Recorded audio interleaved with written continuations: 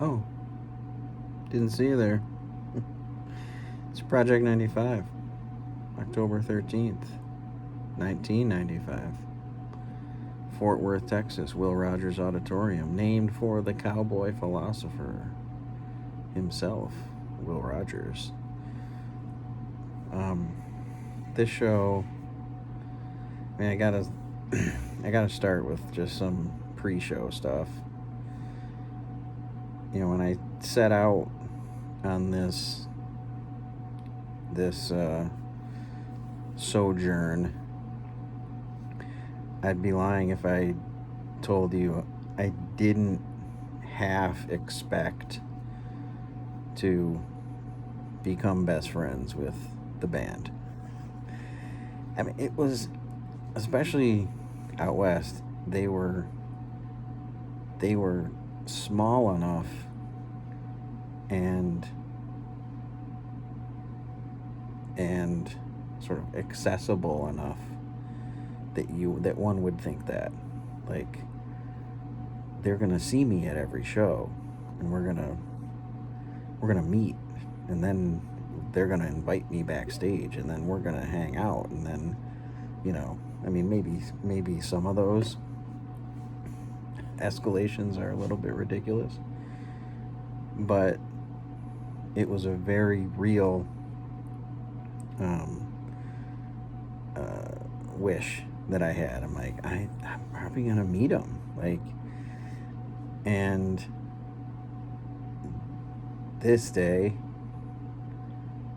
after some tumult, right after the 2 days that I fucked up, then the top 25 show of all time, then the car trouble, and then catching up with Spencer and Chris and Cooney. It's like these swings, these up and down swings, they paid off in Fort Worth. We got to Fort Worth and went to the show. This is another of the small venues I was talking about, that you just don't get to see anymore. Will Rogers was in the vein of the Orpheum, and where the State Palace in New Orleans that they would play in a few days. Gorgeous theater, the whole thing, big, the marquee, the the big velvet seats and ornate sculptures and artwork,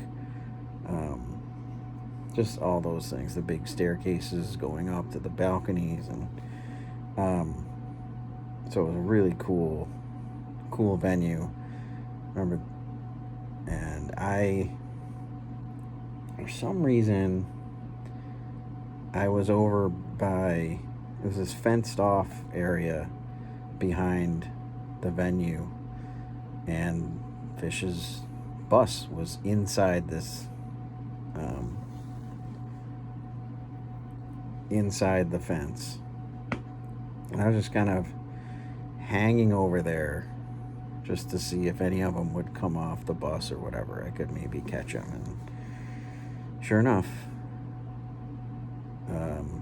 chairman of the boards himself, Paige McConnell, comes over to me. Like, he comes over, hey, how's it going? I'm Paige. Like, literally said, I'm Paige. I'm like, oh, I'm Ryan. I'm doing the tour, and it's been great. Like, how are you guys doing? Like, tried to my angle when meeting celebrities, and I don't even know if Phish are celebrities, right? It kind of feels weird asking for their autographs, because, I mean, they're only famous to this really specific group of people. But I did ask. I got his autograph. You can see the picture of it there in the initial post. But we're talking. My angle with celebrities is, don't act like they're celebrities. right? And be like, oh my God, and like freak out and try to treat them like people. Like ask them just regular questions like, you know, how's it going? That's a good one. Um, so I'm meeting Paige. It's an absolute thrill, and I'm like, yes, like this is what I imagined this would be like. Um, and we're talking just small talk, you know. He asked how tour was going. I told him I was, you know, I'm doing the whole or most of the tour. I've seen all the shows. He's like, oh wow, thanks. Like, um, what's been your favorite show? And I said, well, it's hard to beat a top 25 show of all time, Mr. McConnell, that you played 2 nights ago in Arizona. But I mentioned that. Obviously, I mentioned Spokane. Like, Spokane was so amazing, and a couple other highlights. The Weka Pog from Shoreline, whatever. We're just talking. He's like, oh, yeah, that was fun. So I then ask him what his favorite show is. This is where, if you've been listening, I mentioned I get my comeuppance when I was hating on the Missoula show. This is my crow was served to me on a hot platter, basically. I go, what's your favorite show? And he's like, well, I really loved Adam's Fieldhouse, the Montana show. And I literally was like, oh. The show I hated the most was the show that Paige loved the most of all of them. And I just that was such a humbling experience for me. And it helped me get to sort of the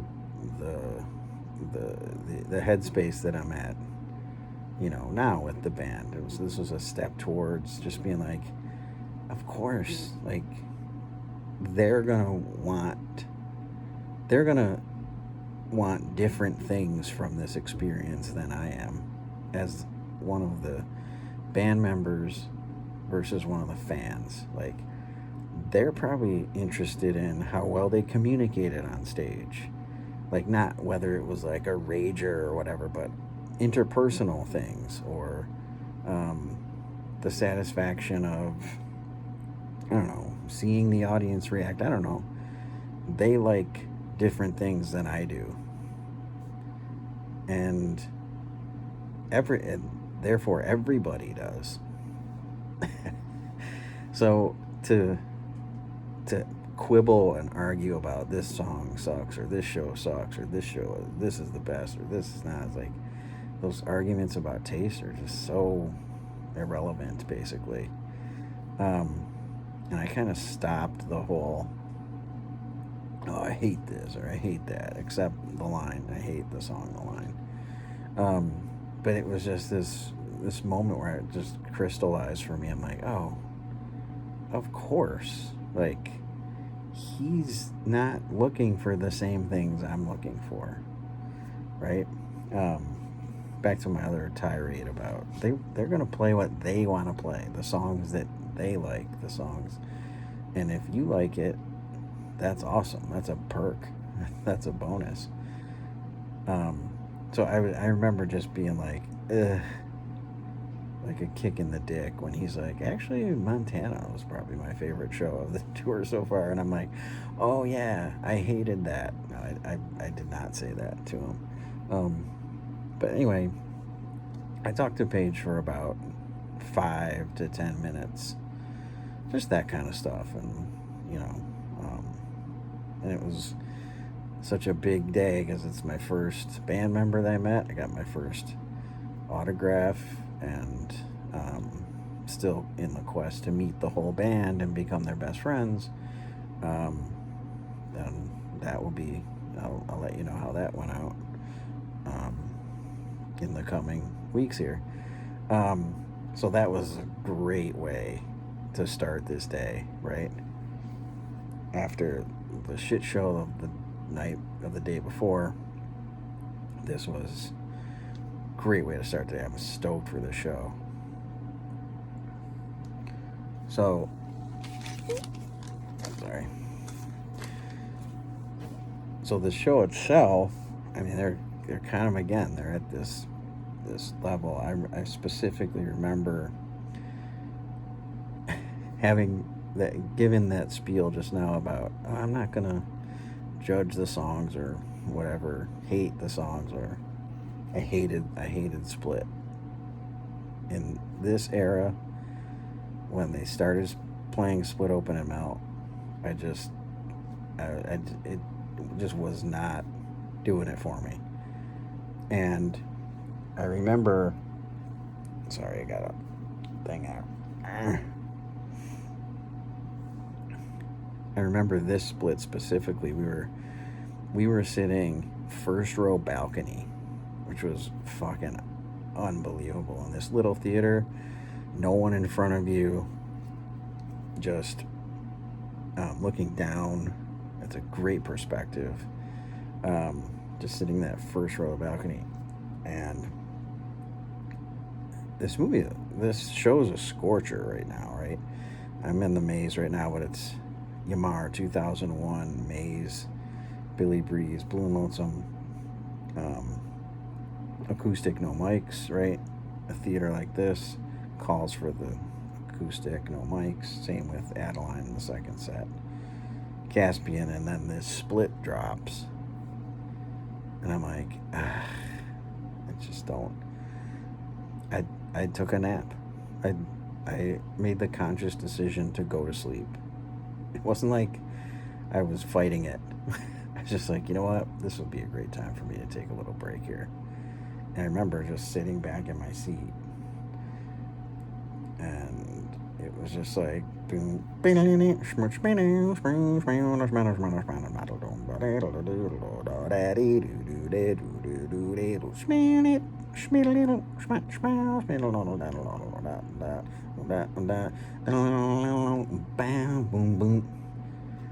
I'm like, I'm sitting this one out, fellas. I sat down, just put my head back on my chair, on my seat, and I slept. We got a little 15-minute power nap right there. Now, currently, I'm all about Split Open and Melt. It's just, I mentioned that, like, songs go through moods, I guess.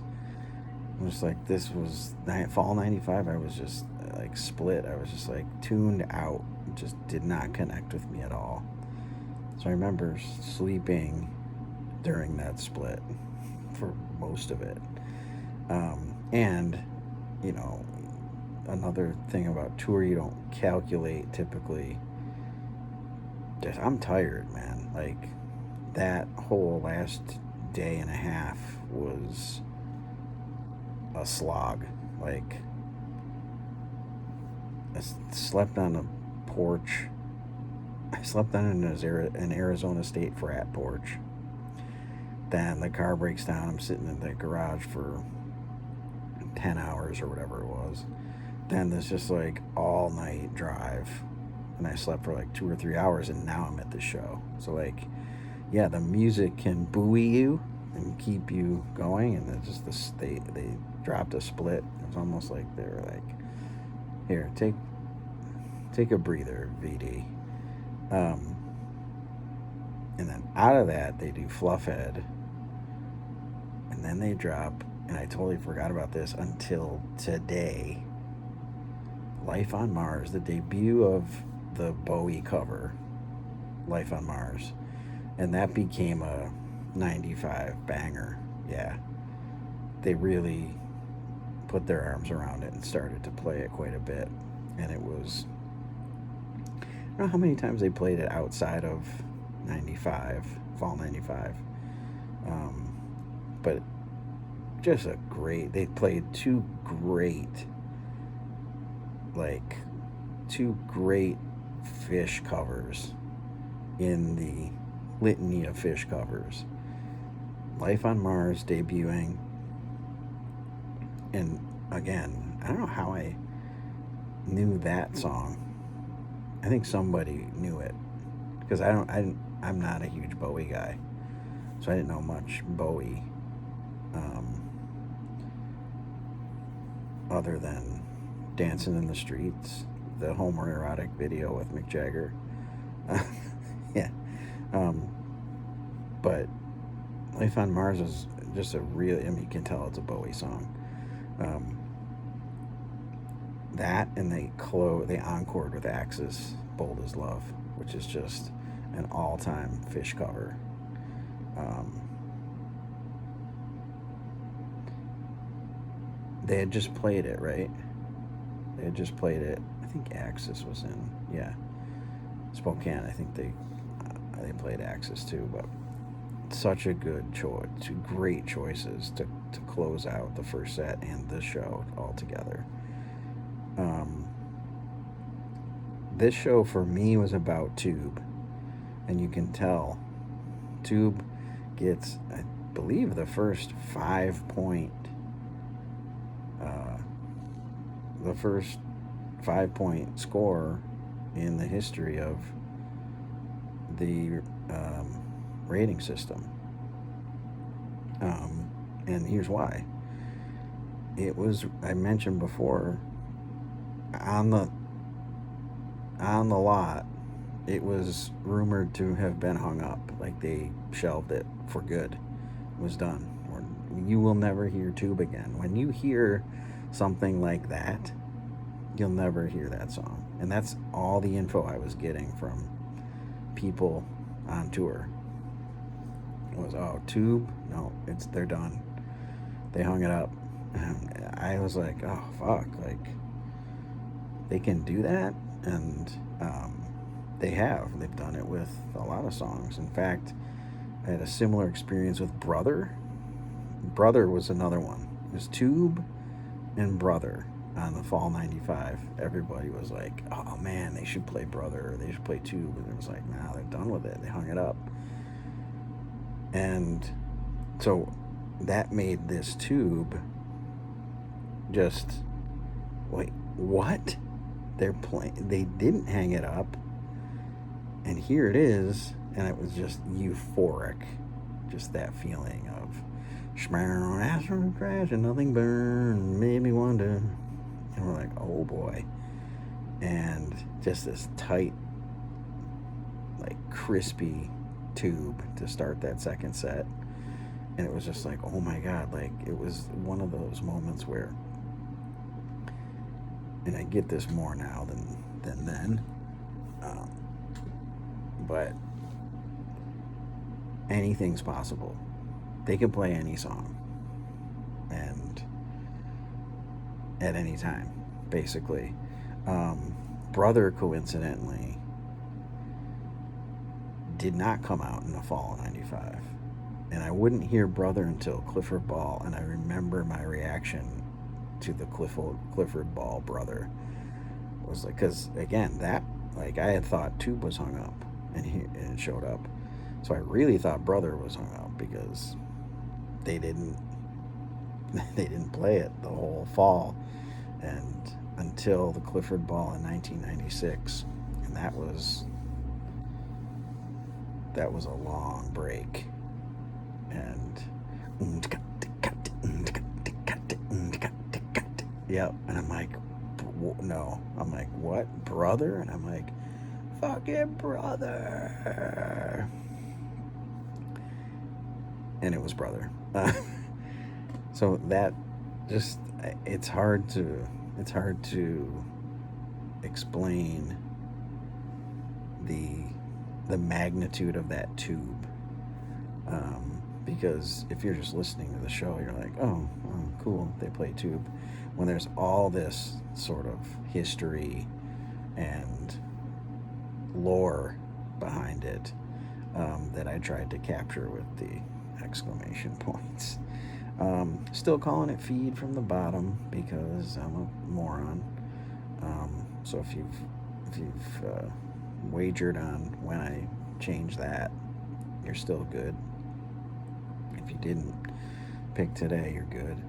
This mid-set Wilson Antelope is just rager, right? And then, man, a bunch of covers. They also drop While My Guitar Gently Weeps in here, which is, I think Phish does as good a version as I've ever heard of it, Beatles included. And so Axis, While My Guitar Gently Weeps, and Life on Mars. Great cover choices. People get annoyed when they play covers. I'm like, dude, yeah, Romans said it, like, Phish will just go into like bar band mode. And they're like, they would be the best bar band ever. But this show for me was about meeting Paige McConnell, who's an amazing dude,